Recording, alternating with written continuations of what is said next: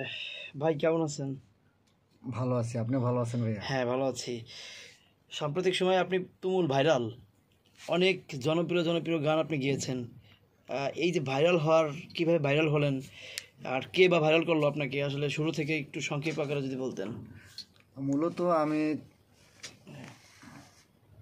হ্যাঁ, বলেন। ছোটবেলা থেকে গানকে ভালোবাসি এবং কি আমার যারা গুরুজন যাদের ফলো করি তাদের গান শুনতে শুনতে আমি গান শিখি নাই কারো কাছ থেকে, আমি শুনে শুনে সবার গান আমি নিজের দিকেই করতাম। তো এরকম করতে করতে মানে আমার মানে চলতেছি খালি মানে গানের পিছনে মানে ছুটতে ছুটতে অনেকে বাধা দেয়, কিন্তু আমি বাধা কোনোভাবে মানে করতে পারে না, আমি আমার মতো করে চলতেছি। তো এরকমভাবে চলতে চলতে হঠাৎ করে 2020 সালে মানে জ্যাকি ভাইয়ের চ্যানেলে আমি সর্বপ্রথম আমার ভাইরাল হয়। মানে কিভাবে ভাইরাল হয়েছিলেন, কিভাবে Viral দেখলাম যে হয়েছিলাম- চুল কেটে আপনি একেবারে অন্যরকম একটা ব্যাপার ছিল আপনার, সেটা কি মেন কথা কিভাবে হচ্ছে করলেন? কি আমি মানে আমার আগে মানে যেটা বললাম আর কি, গান বাজনা করতাম, ওখান থেকে নাম ছিল আমার কি অনেকে চিনতো ডিজে সোহাগ নামে। তো পরবর্তীতে মানে জ্যাকি ভাইকে বললাম যে ভাই আপনার চ্যানেলে কিভাবে গান করা যায়। পরে বললো যে না, আমার চ্যানেলে গান করতে হলে তো একটি থিম দেওয়া লাগে, তো আমাদের থিম ছাড়া তো কাজ চলে না। তো সেক্ষেত্রে আমি বললাম তাই কী থিম করা যায়। পরে কয় কি তুমি তোমার যা মন চায় সেটা করো, কিন্তু আমাদের একটা এরকমভাবে থিম দিতে হবে, ওই থিমের ভিতর জানি মানুষের ওই গানও শোনে এবং কি ওইটা দেখে মানে মানুষ। আপনার যে চুলটা ছিল ওটা কি নকল চুল জি, ছিল? ওইটা নকল চুল ছিল। তখন কি গান গায়ে ভাইরাল হয়েছিলেন আপনি?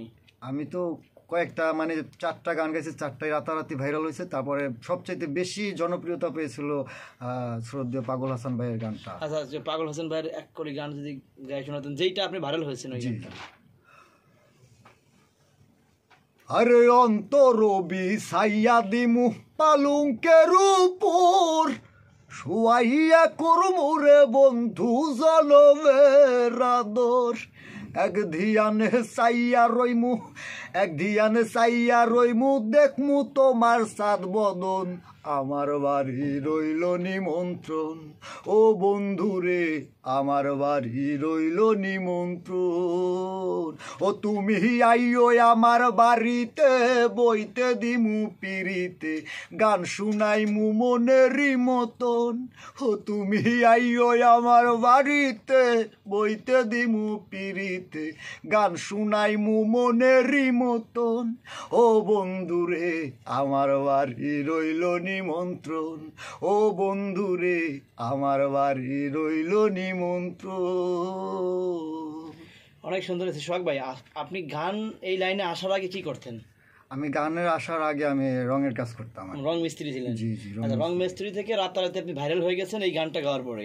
আমি রং মিস্ত্রি কাজ করতাম, কাজের চাইতে আমি মিডিয়াতে দৌড়েছি বেশি, যেটা সত্যি কথা। হ্যাঁ, মানে ইচ্ছা ছিল যে আপনি হ্যাঁ, গান গাবেন, গান কিন্তু গাবো, আপনি সেক্ষেত্রে হ্যাঁ রং মিস্ত্রি থেকে আপনি রাতারাতি ভাইরাল হয়ে গেছেন, গানের শিল্পী হয়ে গেছেন আর কি। জি জি। আচ্ছা, গানের শিল্পী হওয়ার পরে এখন পর্যন্ত মানে কতগুলো গান আপনার আসছে এবং কি কি করেছেন এবং কোন কোন প্রোডাকশনে আপনার গান গেছে? আল্লাহর রহমতে ভাইয়া আমি ভালো ভালো কম্পোজের গান করেছি, ইনশাল্লাহ আরও করব, কিন্তু গানগুলো হয়তো মনে নাই। কিন্তু আমার আমার জানা মতো আমার চ্যানেলও আছে, আমার চ্যানেলও গান করছি। আবার বিভিন্ন চ্যানেলে যারা মানে রানিং মানে ট্রেন্ডিং গানগুলো চলে তাদের কম্পোজে গান করছি, এবং কি গুণমানী যারা আছে গীতিকার সুরকার তাদের ইসে গান করছি। আচ্ছা, এখন মূলত আপনি কত টাকা ইনকাম করেছেন এই মিডিয়া লাইনে আসার পর, গান গেয়ে ভাইরাল হওয়ার পরে? সেটা তো আমি বলতে পারি না, কারণ এক এক সময় আনুমানিক এখন পর্যন্ত কত বছর আপনি মিডিয়াতে মানে গান গেয়ে ভাইরাল হয়েছেন? আমি 2020 সালে ভাইরাল। 20 সালে ভাইরাল হয়েছেন, এখন 24 সাল চলে। জি। তো এই যে প্রায় 4 বছরে আপনার কত টাকা ইনকাম হয়েছে, একবার অনেস্টলি আপনার দর্শকদের জন্য বলবেন। আমি তো এক এক জায়গা থেকে এক একভাবে পেমেন্ট নিছি, কোনো জায়গায় 5,000 নিছি, আবার কোনো জায়গায় 2,000 নিছি, আবার মানবতার খাতিরে অনেক জায়গায় টাকাও নেই ভালোবাসার খাতিরে গান করে দিচ্ছি।